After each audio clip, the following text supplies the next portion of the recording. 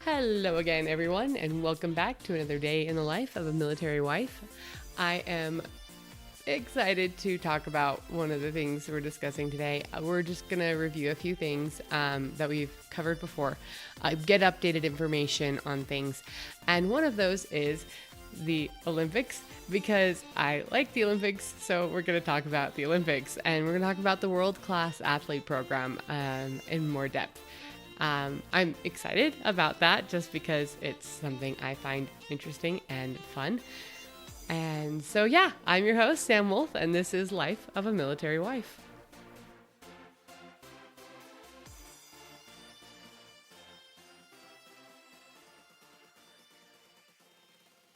Okay, so let's jump in. First things first, we're going to do a practical review. I know I talked about the burn pits in a previous episode. If you missed that, there's legislation that's been going to Congress to see if we can get rights and benefits for veterans and soldiers who have been exposed to burn pits while during their military service and have contracted a wide range of diseases, including many forms of cancer. Unfortunately, the sad news is the bills have stalled again. They're in committee. Well, yeah, they're playing committee hopscotch or whatever you want to call it. It's stuck in committee. It moved to committee in June, and they said that they were going to have it voted on by Memorial Day. Well, that didn't happen. Came and left. It was in the Veterans Affairs Committee. Now it's been moved to the Disability and Assistance for Memorial Affairs Committee, subcommittee. So we'll see if anything comes of that. But I will keep track on it, and I'm including a link so that if you're interested on figuring out where that legislation is, you can follow its progress yourself. So that is kind of a bummer. I really, really thought we were going to finally make some headway on that, but you know, we got to keep trying. We have to make sure that our congressional representatives understand how important this is to us as a military community and to as a country. The fact that over 3.5 million, now probably more towards 4 million soldiers have been exposed and are dealing with this, it's a significant issue. So that said, that's the serious and practical point of this episode. I am going to move on to kind of the more fun current thing.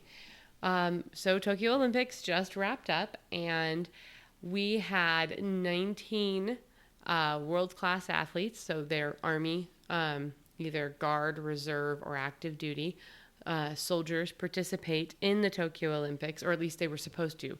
We'll explain why one did not get to. But it's really exciting just to see the different, wide variety of events they were all competing in and whatnot. So I'm going to talk about a few of them in this episode. And if you want to look up the other rest of them, you can. But first things first, let's talk about the world-class athlete program and what that is. So the world-class athlete program is where individuals who are gifted, very talented, super skilled, mad skilled. Let's just summarize, mad skilled in a particular sport. They are able to join the military. They are active duty service members who actually do the job that they do in the military. But on top of that, instead of getting sponsors and all this other stuff other places, the Army is their sponsor, and it allows for them to have time to train with coaches that are both civilian and military, and in some of the best facilities that the U.S. has. So there are lots of people involved in the world-class athlete program. In addition to competing, they also do outreach activities. They go and speak at high schools and colleges. and do recruiting and other sorts of stuff. So honestly, I think it's pretty cool that they have that opportunity to serve their country and compete in the sports that they care about and that matter to them. So that is, in a nutshell, the World Class Athlete Program. I was on the website, which I had not previously explored until recently, and they actually take people from all sorts of different. There's a little thing you can click to apply. So if you happen to be a particularly talented athlete who also wants to serve our country, this might be what you're looking for. They explained that what their criterias are differ from, sport to sport, because what classifies as a high level athlete changes from sport to sport. So, for example, the examples that they give straight up, that members of their Taekwondo team are multiple medalists for national and global championships. That's how they determine that they qualify. But then for other ones, they just have NCAA. You just have to be an NCAA Division I champion to qualify for some things, if for like running. A Division I champion doesn't maybe sound as prestigious as a national champion, but considering the differences in those sports, they find that equivalent. So they've got a list of quite a few different sports. Anyway, if you're interested, go look and see whatever's the qualifications are for those different sports. I think it's pretty fascinating. But to our current athletes, or at least the ones that currently competed in Tokyo. So we, like I said, had 19 qualify for Tokyo. However, and this is really sad, actually. I feel for the guy. First Lieutenant Sam Kendricks, who is a pole vaulter. He competed in the Rio de Janeiro Olympics and won bronze. Was qualified to compete and was supposed to compete in the Tokyo Olympics. Part of competing this time around was also you had to have a COVID test and test negative for COVID to be able to compete. And he sadly tested positive for COVID. He was asymptomatic. He's doing fine. His health is fine.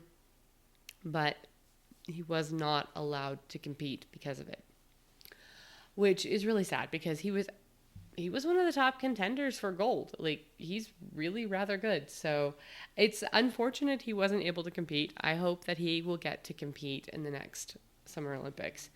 But we'll just have to wait and see. So yeah, that's Sam Kendricks. And if you want to go look up more information about him, feel free. From everything I was reading, evidently he's supposed to be a really witty, funny guy. And so there's people who know him who were really disappointed he wasn't going because evidently he makes the Olympics really enjoyable. So I hope he does. I really hope he does get to go next time.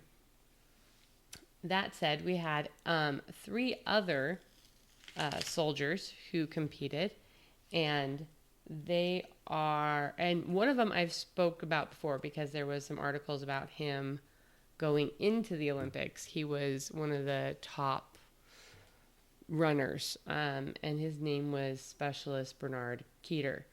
And he was doing track and field, steeplechase, and he did really rather well.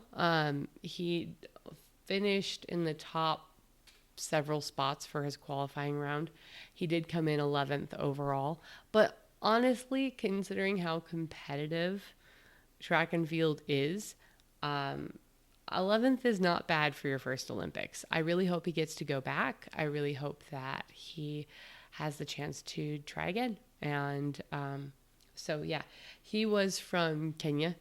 And then there's Sergeant Amaro, and I'm going to probably butcher this, El Ghaziri. I hope I didn't butcher that too badly.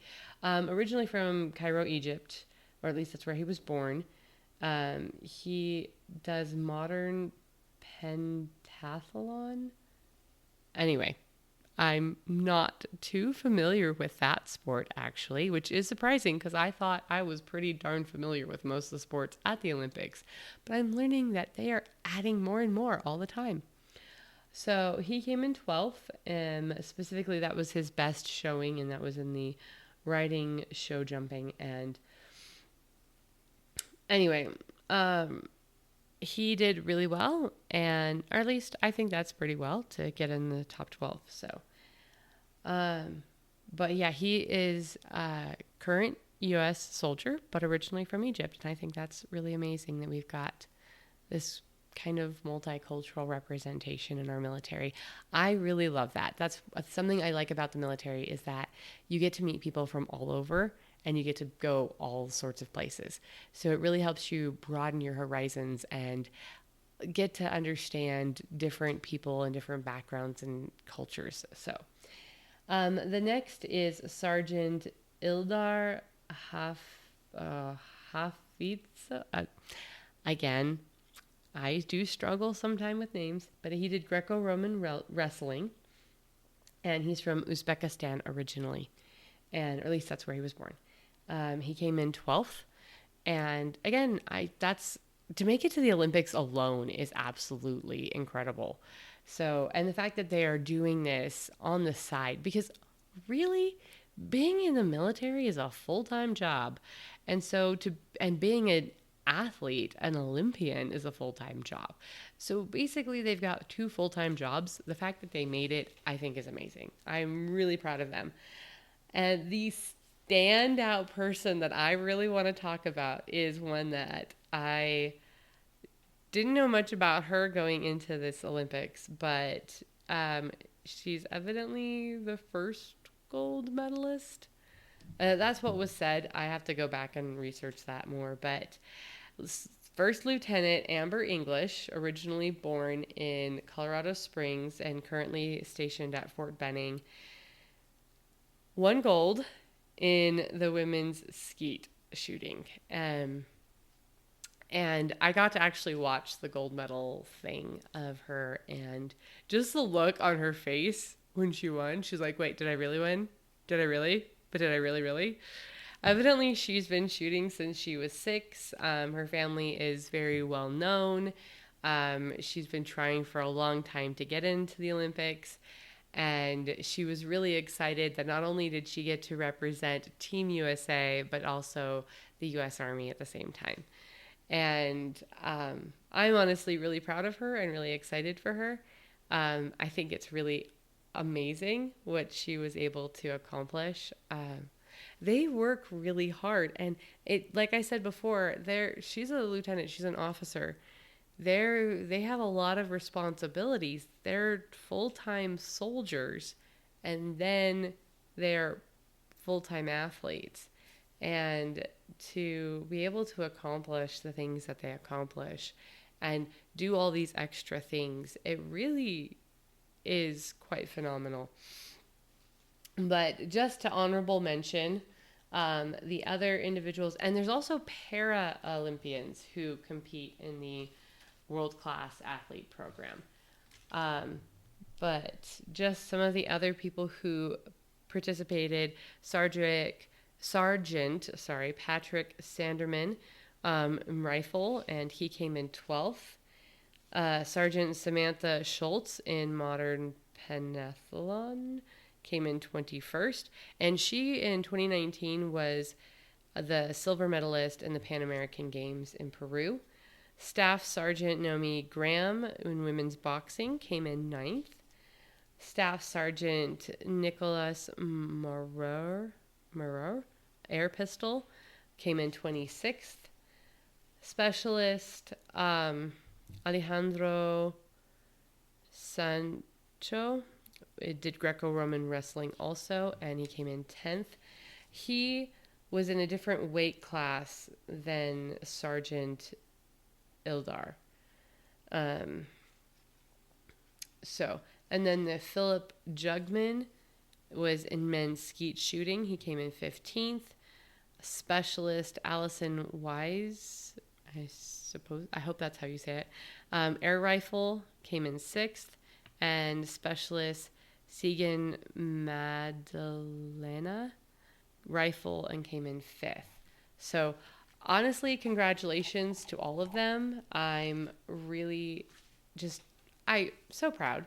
Like it's a double thing. I love the Olympics. I had a friend who was an Olympic coach. Oh, that was the other thing. We had 3 members of the World Class Athlete Program who were picked as coaches for the Olympic team too. So lots of U.S. military representation in this last Olympics, and having a friend who has coached and been in the Olympics before, that's a lot of work and effort too. And I just, again, super, super proud of them, super excited for them and all the hard work that they've done. But yeah, keeping this episode kind of more lighthearted and fun, and just congratulations to all of them for going. Thank you for serving our country. Thank you for representing our country. One of the reasons why I think I love the Olympics so much is because, by and large, it is the one opportunity that we have as a world family to get together and to compete in a friendly way and to represent our countries and to support each other and encourage each other on a world stage. This is, I think, one of the best ways to represent our military and show that our military has multiple sides. That, yes, our military defends and protects our nation, but they do so much more. Our military does a lot of humanitarian work also. And this is one of the, again, it's a world stage. It's a world competition. It's a friendly meeting. It's a friendly gathering of most countries. Again, not everyone is as represented probably as they'd like to be, but I just feel like it's such a wonderful way to get together and share and just be excited. Honestly, I get as excited for Team USA as I do for any underdog story. There's been many times where I've been watching the Olympics and they'll go into the background of someone in particular that has done this or done that and overcome all sorts of obstacles to get to the Olympics. And I find myself cheering for those athletes who are from other countries who've overcome amazing odds, incredible obstacles to get there, just as much as I would for the U.S. athletes. And I think it goes back to kind of the whole Cool Runnings, the Jamaican bobsled team. I grew up watching that movie and hearing the story of the Jamaican bobsled team and all of that. And I think we love cheering for an underdog. Everyone loves cheering for an underdog. I actually had the opportunity at one point to meet a member of the U.S. bobsled team, and he said that more Americans line up to get autographs from the Jamaican bobsled team than the U.S. bobsled team because they're just such celebrities in the United States because of that movie. But yeah, I think it's just something about seeing people overcome and achieve and reach these wonderful points in their lives. It's celebrating the good. So see the good. Celebrate people's successes. I think that it is an opportunity to be proud of people's achievements. So that's my little speech. I really do love the Olympics, but I just really love being able to support and cheer and share and learn about all the different countries and athletes that come. So that's why I really hope you learned a little bit more about the World Class Athlete Program. If you're interested in it, they do have a website, and I will be linking it in the description. Yeah, it's going to be kind of a short and sweet episode this week. Like I said, I wanted to kind of do something a little bit fun. It's the end of the summer, and kind of just wanted to end it on a positive, lighthearted note. That said, if you have any topics in particular that you would like to hear more about, please feel free to contact me through my Facebook page or through the comment section. Any of the other methods that are listed on my website. I'd love to research and share information on topics that are interesting to you guys. That said, this is your host, Sam Wolf, and you've been listening to Life of a Military Wife.